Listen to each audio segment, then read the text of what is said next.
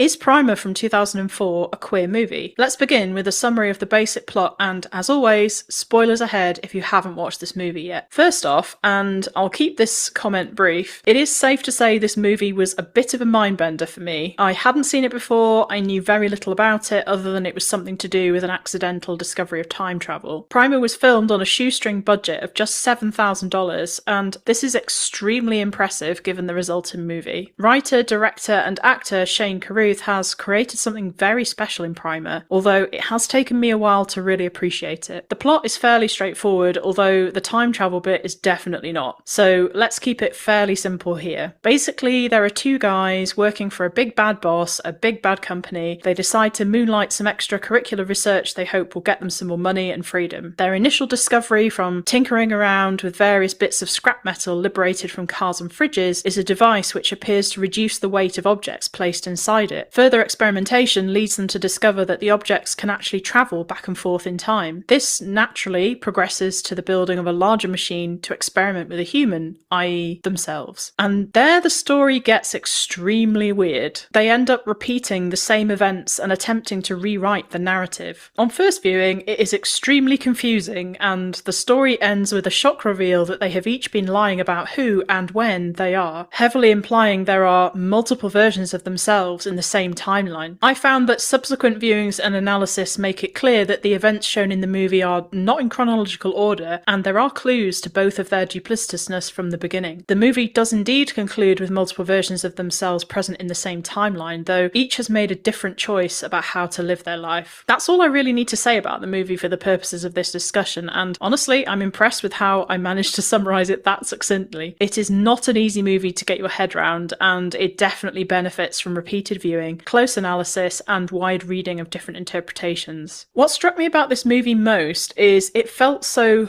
normal, yet was also very heavily stylized, giving a bizarre and discomforting effect. What I mean by that is the dialogue was very well written, very natural, people just talking to each other, and on the surface about things that didn't really seem particularly special. For example, there are many references to events that happen off screen that then turn out to be crucial to understanding the main plot. Aaron's wife asks him to call pest control about rats in the attic. This turns out to be a reference to the noises made by the hidden alternate Aaron he has trapped up there, which we do later see happening. The men discuss a shooting at a party, but this is never shown in the movie, and it ends up being a crucial plot point where they travel back in time multiple times to try and correct the series of events that lead up to it and avoid it happening altogether. Then, of course, there's all the actual time travel. Plenty of it has been going on before the boxes are even shown to the audience, and plenty more of it continues, hidden from both the audience and the characters. A lot of these elements are just mentioned in passing and are initially hard to properly understand the significance of. Whilst these fairly normal sounding conversations about unimportant things are happening, the sets are bathed in unnatural colours of light, most strikingly green, red and blue. I'm still not entirely sure what they are supposed to represent, but it is very effective at conveying that something is not quite right, even if there's nothing obvious actually happening. The only real link I could identify is that the colour red is often associated to Aaron. It's a key colour in his tie. It's also related to time travel itself, or at least the transition to time travel, being the colour of the shutters in the storage unit in which the machines are kept. When the characters are outside the storage unit, the movie seems to mostly be green or orange in tone, whilst inside the storage unit it is a more clinical white or blue. So there seems to be a distinction of green and orange as natural or reality, red as a transition or indication of something hidden, and white and blue as the technology itself, or at least that's what I interpreted. But what is the significance of all this in a podcast analysing sci-fi through queer eyes, you ask? Good question, and honestly, I don't think there was an awful lot of queerness in this movie, though there are two fundamental parts of it that could be interpreted in a queer way. The first, most obviously, is the deception and multiplicity of identity. Both men conceal their identity from others in the movie as well as each other, and they use these multiple identities to explore alternate realities, to choose and control the narrative that they want. This is quite a queer-coded story structure, and it's most interesting that it is kept a secret until the very end of the movie. The other, less obvious queer interpretation is the relationship between the two men and the identities they each explore. Whilst one is married with a child and one is crushing on a woman, they spend a lot of time together and have a close bond in their discovery and shared secret. They check into the same bedroom at a hotel together,